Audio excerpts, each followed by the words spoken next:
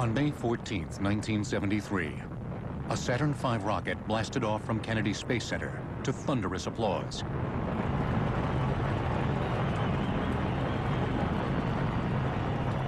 Attached to the rocket was precious cargo. The $2.5 billion Skylab, America's first space station.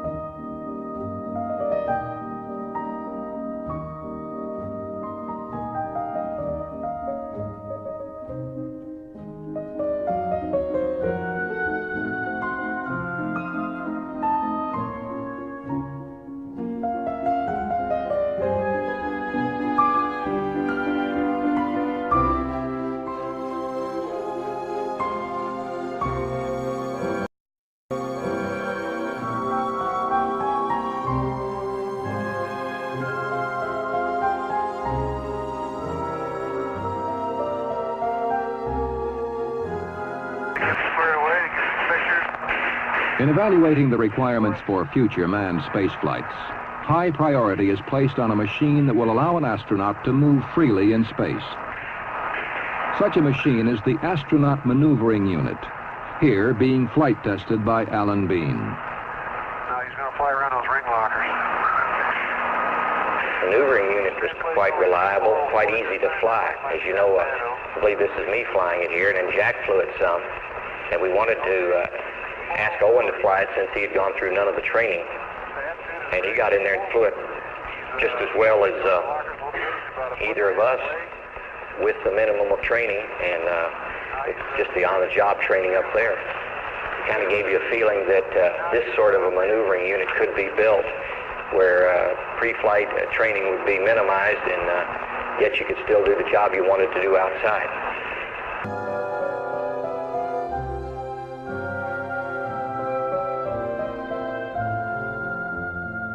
The future design that will shuttle astronauts between spacecraft or from spacecraft to satellite will likely be similar to the hand-operated model.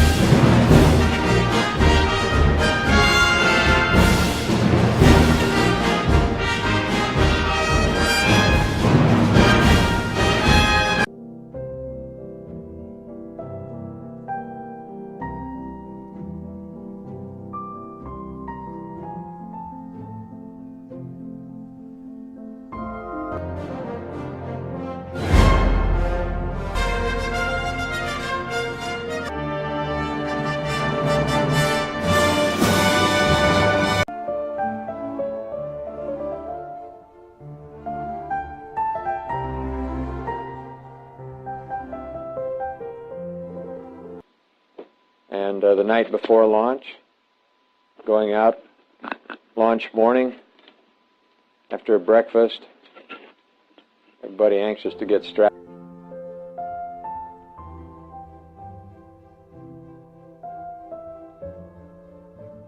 into the vehicle. The pad 39, beautiful scene, the orbiter, launch morning. Coming up to thrust, 3 main engines igniting, 1.5 million pounds of thrust roughly here, then plus the SRBs, 4.4 million pounds of vehicle pushed by roughly 7 million pounds of thrust. It was an exciting ride for us. There was a lot of racket, shake, rattle, and roll here. We're almost to the place where we finished first stage flight, jettison the SRBs and continue on. I think we had some cloud cover in the way there.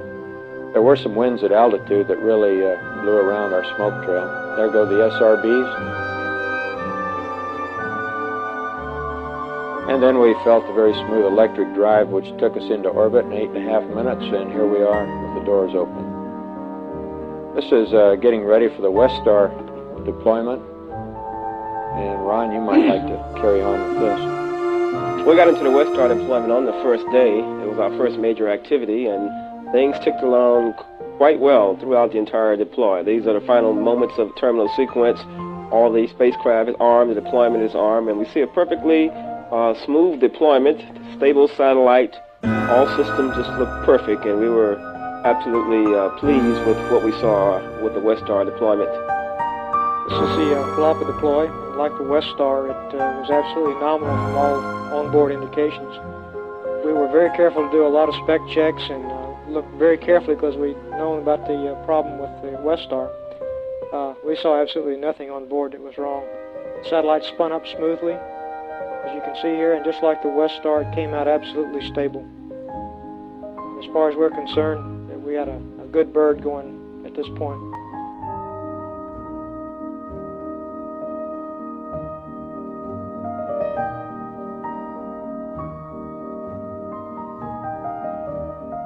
On this.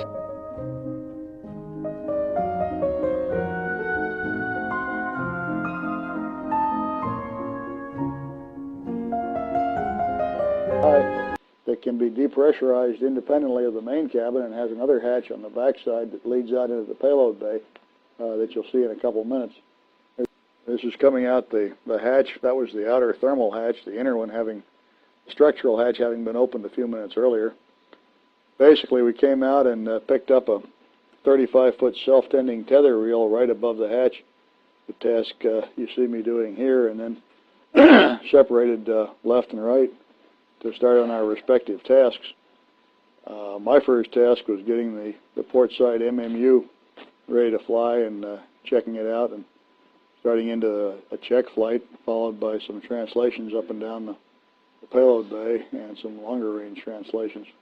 The light on the back of the MMU is a locator light in case we got to flying around in the darkness, so Vance could keep an eye on where we were. Basically, we were very pleased with the way the MMU handled. It was very much like the simulations at the Martin Company in Denver, except that we did find that when translating with the attitude hull system activated, since we had built it to conserve propellant by turning some of the thrusters off if you started to pick up a rotational rate, this hadn't been modeled in detail in the simulator. You got an averaged response, and of course here you could feel every little thruster coming on and off. But other than that, the flying characteristics were virtually identical to the simulator, and of course here we had complete freedom to turn somersaults and maneuver about all three rotational axes, and actually the orbital mechanics were much more realistic, and of course the quality of the visuals, that is the scene, was a lot higher here than in any simulator. Here I am, I guess, backing out to 150 feet, coming back in, and then out to 300 and coming back in. This is approximately the same sort of translation that the folks on the next mission, the Solar Maximum repair mission, will be faced with in moving from the orbiter over to the Solar Maximum spacecraft.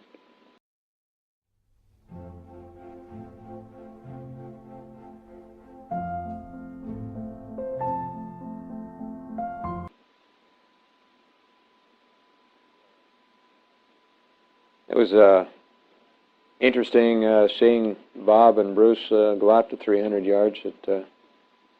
We had some qualms about it before the flight. We were concerned to have a naturally human being out that far untethered, but we had backup procedures to go get them if anything went wrong with their equipment. So by the time flight came along, we were quite happy with the idea, and it turned out to be not bad. And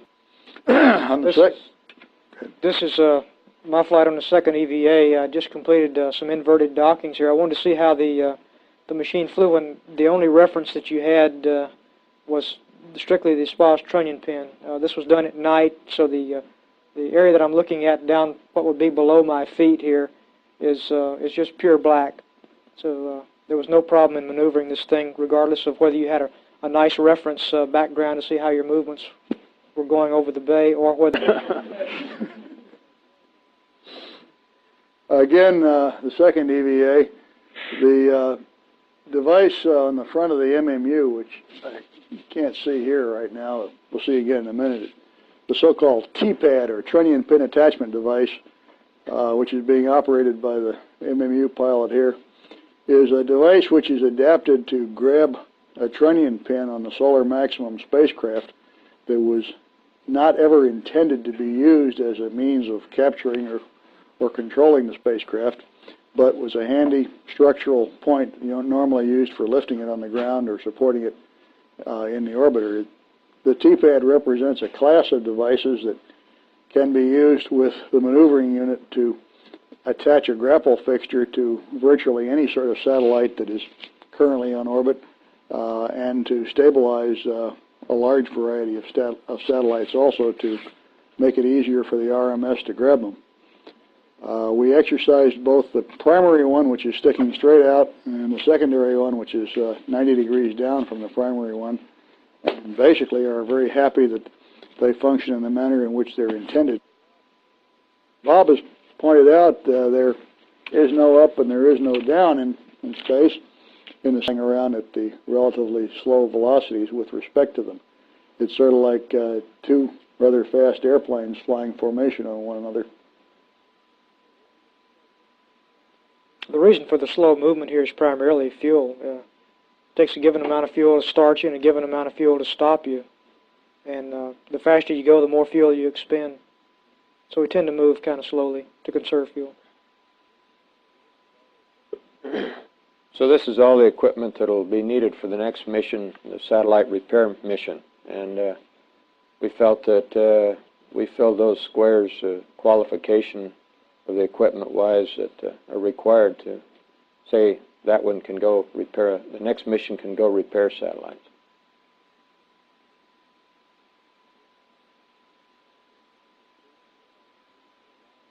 Hoot and Ron and I were inside during all this time.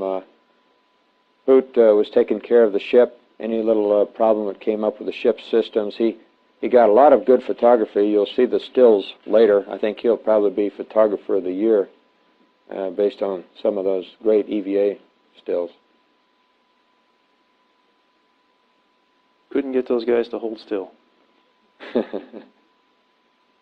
Except when the movie camera was running, and then we didn't do much in the way of moving around. This is making a so-called hard dock. We're closing the payload bay doors. About time to come home. We had spent nearly 8 days in orbit. That's the view. What you're seeing is out the windows of the orbiter, and this is the very hot plasma surrounding the orbiter as we come back down. We saw that from about 24 times the speed of sound down to 11 times the speed of sound. Here we are coming around the hack, as we call it, a circle to line up for the straightaway, just prior to landing at Kennedy Space Center. That runway didn't look near as big from there, by the way, as it had looked from on the ground. These are lights that we use for lineup. We also have automatic guidance on board that helps us, but of course we were manually flying the machine from about 9/10 Mach number on down. Yeah, Vance won't say so, but as you see on the second, 2 red and 2 white lights means you're right on the glide path. He did a super job of bringing the airplane in and landing it. It was 2 red and 2 white. I think it was a real thrill for all of us. We really enjoyed being able to come into the Cape. On the left, you see another light used for reference. Here are the gears coming down. Hoot put it down at about 400 feet. The ground cameras have us coming over the threshold here.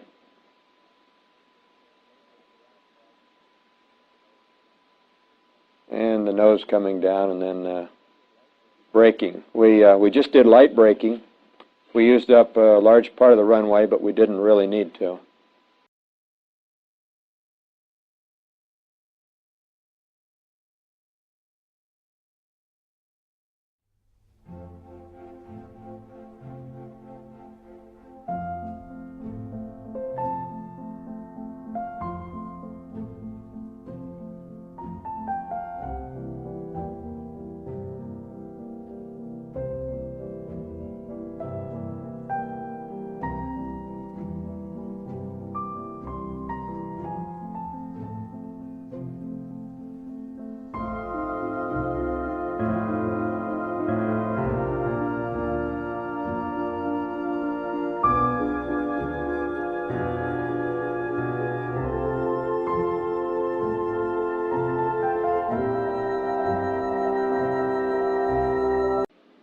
we're getting ready for the rendezvous here on day 3, and we got excellent support from the ground all the way in, and the onboard system worked just fine. We made the rendezvous without any problem at all. This is in the bay in the MMU, getting ready to take off for the satellite. See the T-pad sticking out there in front. Flight over to the satellite was just like we practiced in the simulator, except the view was a little better. Let's see, we were a little closer than the 200 feet that we'd planned, and so I only did a 2 potato burn instead of a 2.5 potato burn, so I went a little slower than. But all that felt very comfortable from my standpoint of watching the satellite and watching Pinky do the flyover, just like we planned it.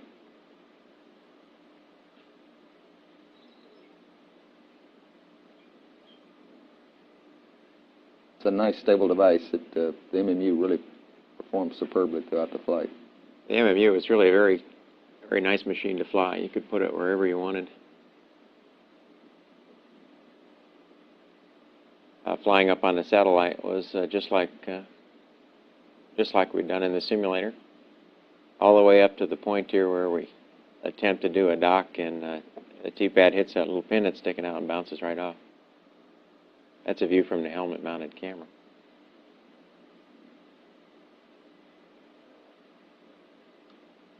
The satellite initially was rotating at about 9/10 of a degree per second about its long axis before the attempts to grapple it.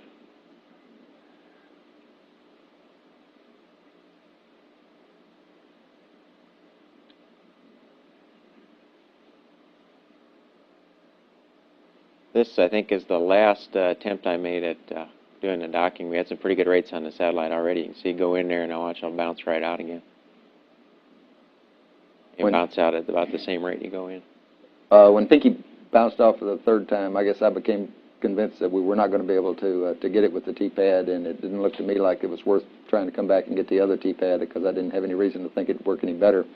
We did have a rotating grapple up our sleeve. However, the satellite was tumbling end over end, as you can see here, and the grapple fixture is right under one of those solar arrays, so there's no way we'd be able to attempt the rotating grapple either. That was when I asked Pinky if he thought he could try grabbing hold of one of the solar arrays, which is what he did here.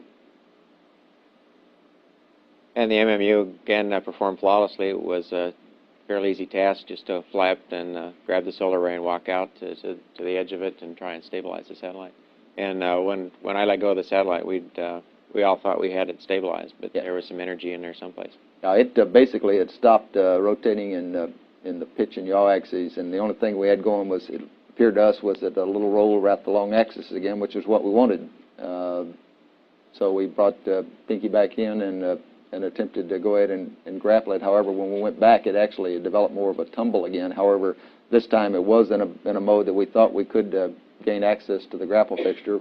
We made about 4 attempts at it, and it was tumbling in such a fashion that TJ came within inches of getting it one time. I thought for sure he had it, and so it blossomed. Our TV camera did, that he uses for the grapple, and I really contributed that mostly with the reason that he actually didn't get a hold of it that time.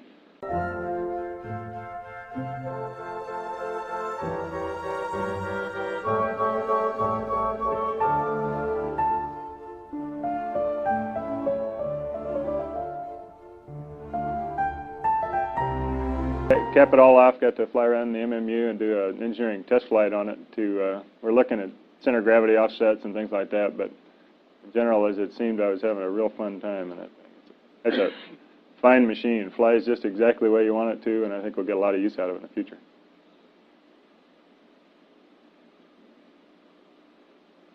It affords a fine view of the world here.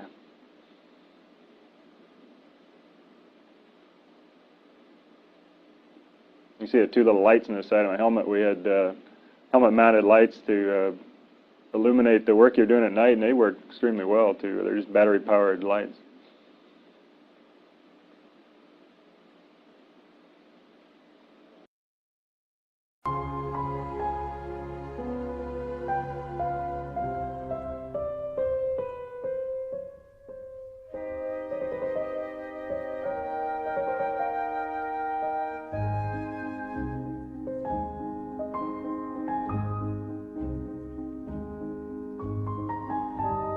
100 feet, now maybe down to about 50 feet away from the satellite. We're firing lots of jets on board to slow us down, to rendezvous with the satellite, putting it just about 35 feet from satellite to overhead the bay.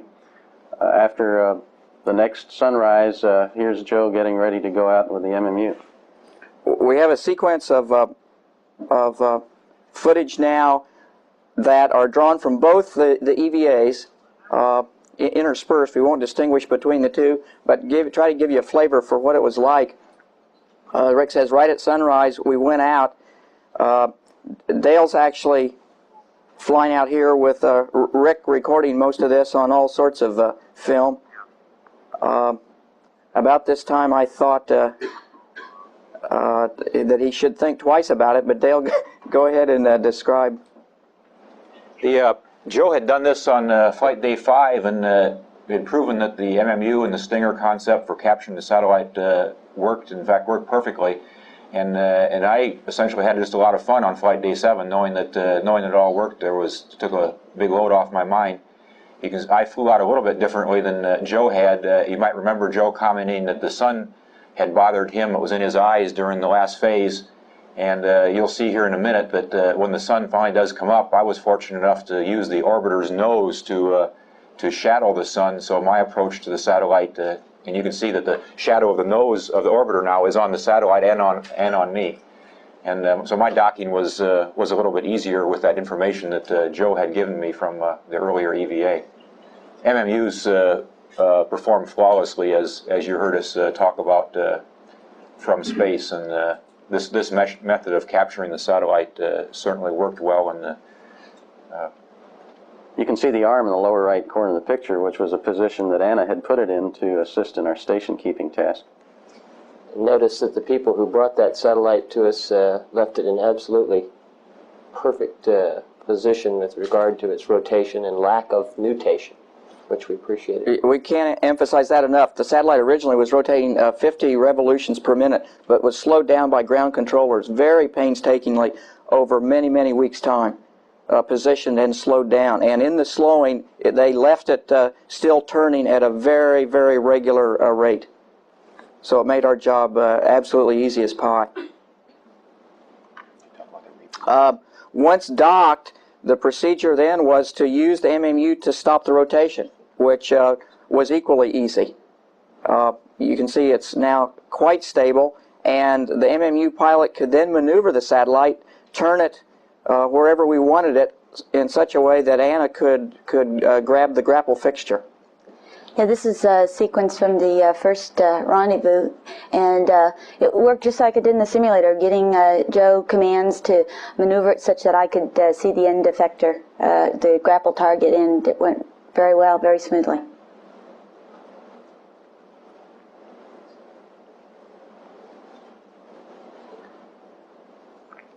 From an MMU crewman's point of view, it's interesting to see the large arm coming up right over your shoulder to suddenly grasp the satellite. And it's appropriate to add here that we had enough pre-planned contingency operations available to us that again had been developed not by us but by the whole team to carry us through, and we went to Plan B, as we called it at that point. David was the keeper of Plan B. Dale and I had not the vaguest notion what it was, but we were confident that in his plans Dave could direct us.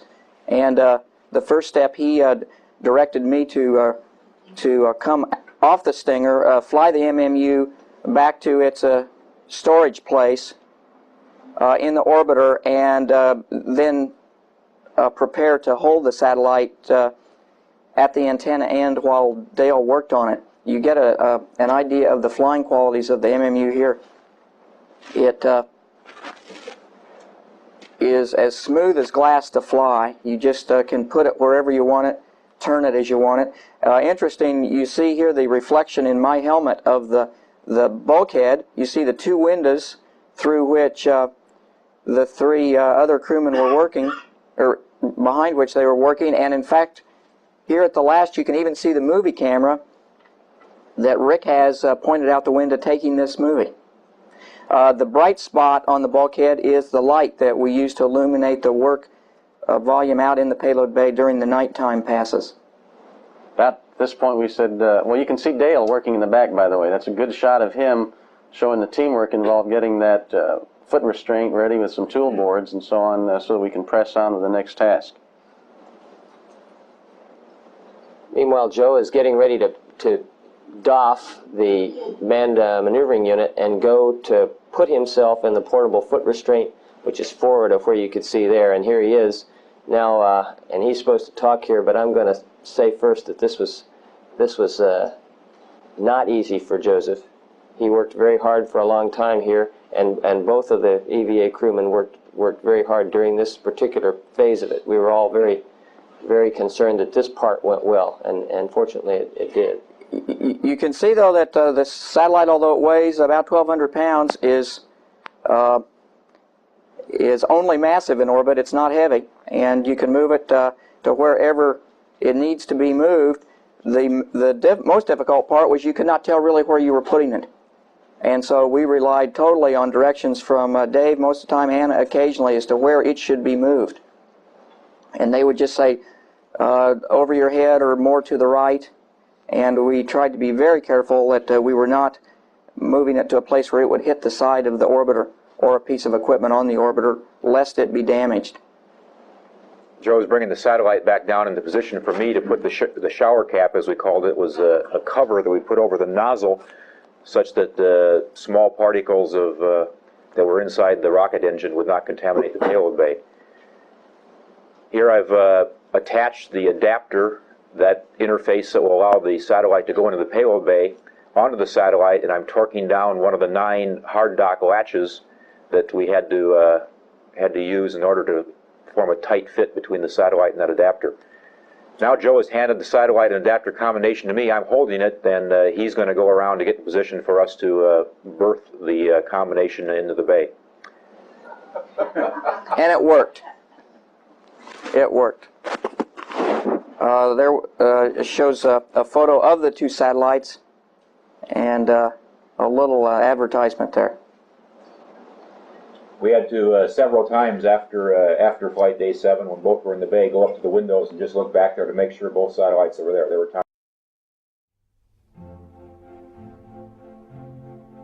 times when none of the 5 of us really believed that we'd actually pulled it off, and it was certainly comforting to look back there and see both those satellites.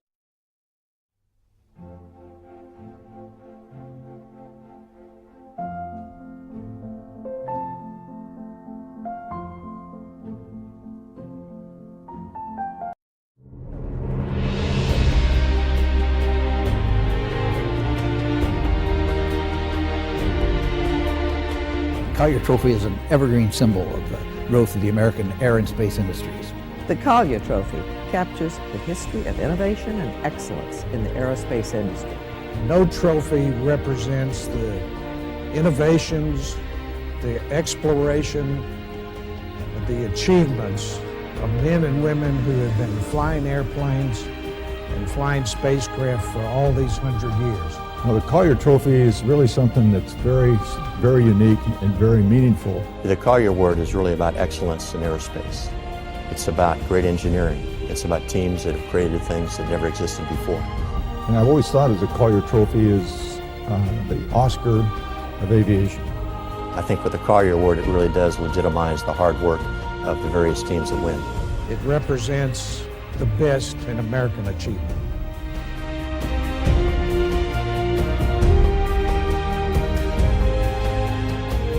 The history of our industry unfolds with each award like a timeline.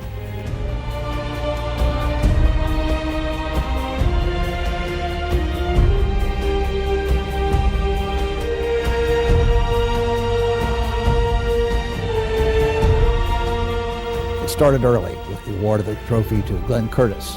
And it went on to include not only organizations like the brave men who flew the U.S. Airmail, later the U.S. Air Force and the Navy and the Army, but new organizations such as NASA, which began the exploration of space. We have seen every sort of triumph with this trophy. It has brought us into space. It has brought us into the supersonic age.